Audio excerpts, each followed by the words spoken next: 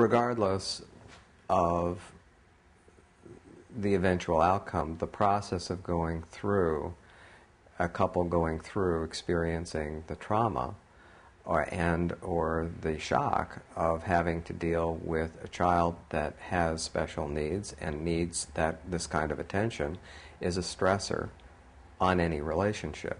And because of that, both parents' attention for a long period of time is focused upon the child and the needs of the child and the pathway and the road towards moving towards healing and the development of a treatment program that's going to work for everybody. But that process is a very stressful one for couples and to go through.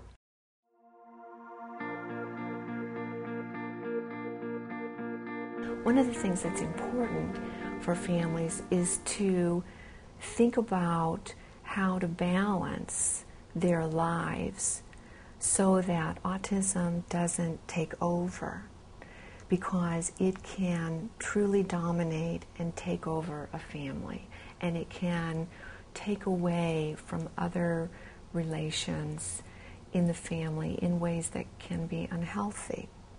And so one of the things that we talk about with families is, how do you find the balance? This is another set of priorities to sort through and think about. How is this effort to help the child with autism impact marital relations, impact self-help and self-care?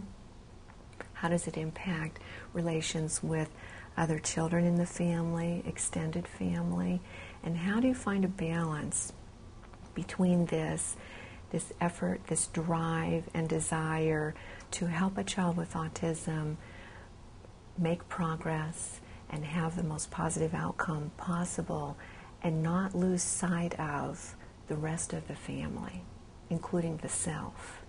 It's really important that any couple that is facing these challenges gets the kind of help and support they need professionally to allow them to address the concerns that this brings to their relationship, because their relationship will be challenged by the stresses of these needs, not only for the child but between themselves, and the need for support and understanding and some compassion about the challenges and the struggles is an essential part of the comprehensive treatment of a child with autism. Because it's not, in my opinion, a child with autism, it's a family system that is experiencing all of this together, and everyone needs to be included as part of that healing process. Initially, it's, as we said, it's fear of the unknown,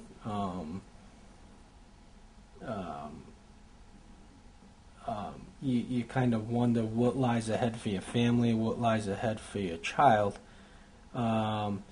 And as you educate yourself more and your family becomes more educated and you become more involved with professionals and other families as well, you start to learn that, it's every day is a challenge, I would say.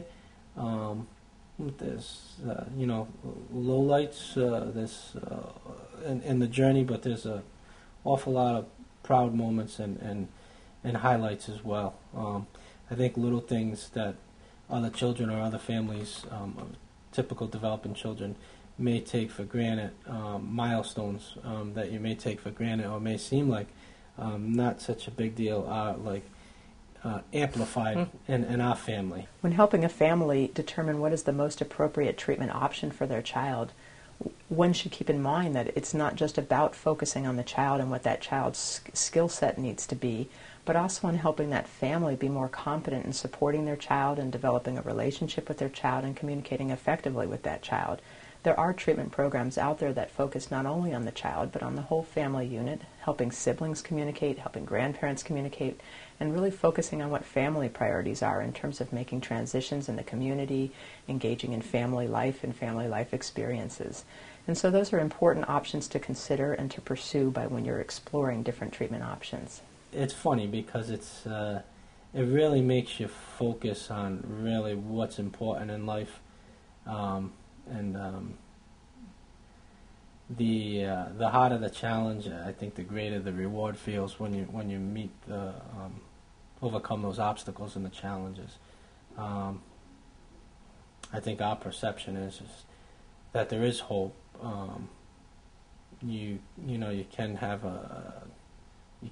have family activities, family times together in the at home, in the community, and that's just I think our approach is we don't use it as a stumbling block. We don't view it that way at all. We just just and we try not to compare ourselves to a typical family, because what is typical of a family?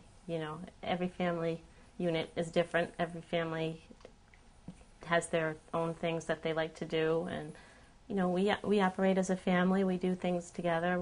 They may not be the same thing that my next door neighbor does as a family, but we're happy. We have a good quality of life. We provide a good quality of life for our children, and we don't look at it as a disability. It seems what at first was shock and a devastation to us is now just a matter of everyday life. It's just he's Ryan, and that's it.